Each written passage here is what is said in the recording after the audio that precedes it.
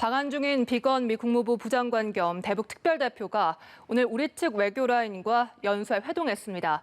대북 문제를 비롯한 한반도 현안에 대해 폭넓은 논의가 진행됐는데요.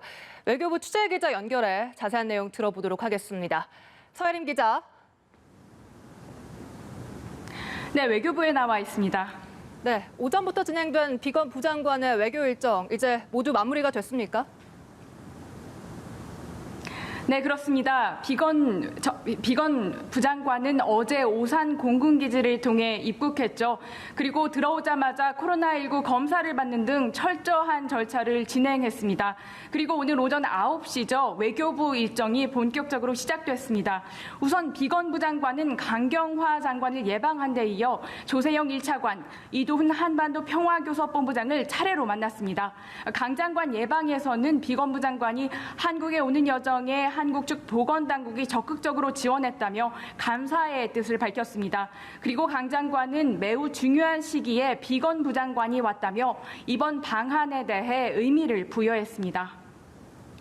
네, 3차 북미 정상회담 가능성이 제기되는 상황에서 비건 부장관의 이 대북 메시지 초미의 관심사였습니다. 어떤 메시지를 내놨습니까? 네, 말씀하신 대로 비건 부장관은 외교부 일정을 마치면서 메시지를 내놨습니다. 북핵 투석 대표이자 카운터파트인 이도훈 본부장과 함께 기자들 앞에 선 건데요. 우선 비건 부장관은 한국 정부의 남북 협력 노력에 대해서 강력히 지지한다고 밝혔습니다. 비건 부장관은 남북 협력이 한반도에 더 안정적인 환경을 조성하는 데 중요한 역할을 한다고 믿는다며 한국 정부가 북한과 남북 협력 목표를 추진하는 데 대해 완전히 지지할 것이라고 말했습니다. 또한 비핵화 협상의 기준이자 가이드는 트럼프 대통령과 김정은 위원장이 2년 동안 만나 도출한 결론이라고 말했습니다. 그러니까 최선희 외무성 제1부상과 존 볼턴 전 백악관 국가안보실장을 거론하면서 이들의 지시를 받는 것이 아니라고 말했습니다. 비건 부장관은 이어 서면으로 정리한 기자회견 자료를 통해서도 말을 덧붙였는데요. 비건 부장관은 이들이 창의적이고 가능한 쪽의 사고방식이 아닌 부정적이고 불가능한 쪽의 생각에 갇혀 있다고 지적했습니다. 비건 부장관은 또 한반도의 평화로운 결론 도출을 위해 계속 노력할 것이라며 트럼프 대통령도 이를 전폭 지지한다고 말했습니다.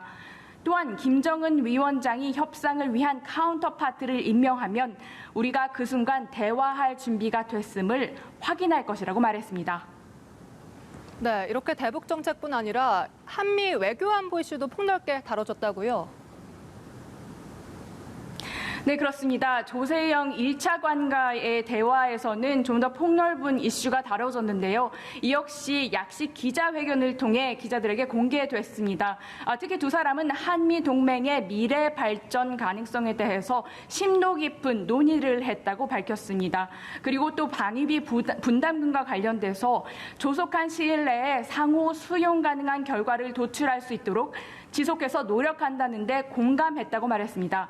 일단 원칙적인 입장만 발표했지만요. 실제로 비공개 대화에서는 더 심도 있는 논의가 오갔을 가능성이 있습니다. 현재 역대 최장기 협상을 이어가고 있는데 미국은 50% 안팎을 인상한 13억 달러를 요구하고 있고 한국은 13% 인상안을 고수하며 평행선을 달리고 있습니다. 또한 한반도 정세와 미중 관계, 한일 관계에 대해서도 의견을 교환했다고 두 사람은 밝혔습니다. 또 특히 미국이 구상 중인 반중국 경제 블록인 EPN 참여 문제와 강제징용을 둘러싼 한일 간의 갈등에 대한 사안이 논의됐을 것으로 보입니다. 또한 비건 부장관은 한반도 평화와 관련해서 올해 한국과 진전을 만들기를 바란다고도 말했습니다. 네, 다시 비건 부장관의 대북 메시지로 돌아가서 이 서 기자의 말을 종합해보면 결국 미국이 북한을 향해 대화 테이블로 나와라 이 협상의 손짓을 보낸 거라고 할 수가 있는데요. 대화의 모멘텀이 될 가능성 어느 정도나 됩니까? 글쎄요, 조금 더 상황을 지켜봐야 할 것 같습니다. 왜냐하면 북한의 반응에 따라서 국면이 달라질 수 있기 때문입니다.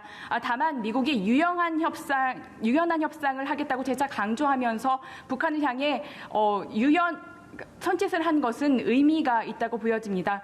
특히 우리 정부가 추진하는 남북협력에 대해 힘껏 힘을 실은 점도 주목할 만한데요. 그동안 일각에서는 문재인 정부가 남북 교류협력 사업 노력에 대해 북미 비핵화 협상에 비해서 너무 앞질러가는 것이 아니냐는 우려가 제기됐습니다. 그런데 미국도 우리 측의 노력에 지지한다고 공식 발표한 겁니다. 한미 워킹그룹을 직접 거론하지는 않았지만 북한이 워킹그룹에 대해 올감이라며 비판한 데 대해서도 일정 부분 우회적으로 호응한 것이라고 볼 수 있다는 시각도 있습니다. 이런 가운데 트럼프 대통령도 3차 북미 정상회담에 대해서 긍정적인 입장을 밝혔습니다. 트럼프 대통령은 한 언론 인터뷰에서 그들이 만나고 싶어하고 우리도 분명히 그것을 이해한다고 말했습니다. 이어 3차 북미 정상회담 가능성에 대해서 아마도라고 대답을 하면서 나는 김 위원장과 매우 좋은 관계를 맺고 있다고 말했습니다. 다만 대화 성사를 위해선 향후 비핵화 협상 카드가 관건일 수 있습니다. 이와 관련해 여권에서는 비건부 장관의 방한을 계기로 한미가 유연한 협상 시나리오를 논의할 수 있다는 전망도 나옵니다. 일단 북한은 오늘 대북 메시지를 대미 메시지는 내놓지 않고 있는데요.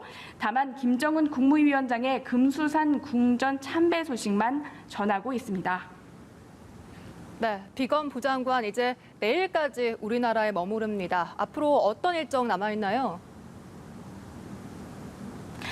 네, 비건부 장관은 오늘 오찬을 조세영 차관과 했는데요. 그리고 오후에 비공개 일정을 진행하고 있습니다.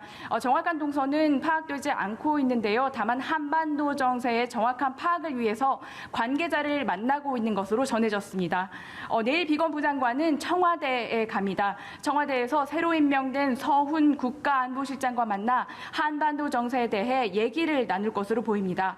비건부 장관은 내일 한국 일정을 마친 뒤 일본으로 갑니다. 일본 일정은 1박 2일로 예정돼 있고요. 다만 중국에는 가지 않을 예정입니다. 비건부 장관의 방한은 지난해 12월 이후 7개월 만이었습니다. 특히 한반도 정세가 악화한 상황에서 북에 직접 유화 메시지를 내놓은 건데 향후 어떤 국면으로 이어질지 주목됩니다. 네, 지금까지 외교부에서 연합뉴스TV 서유리입니다.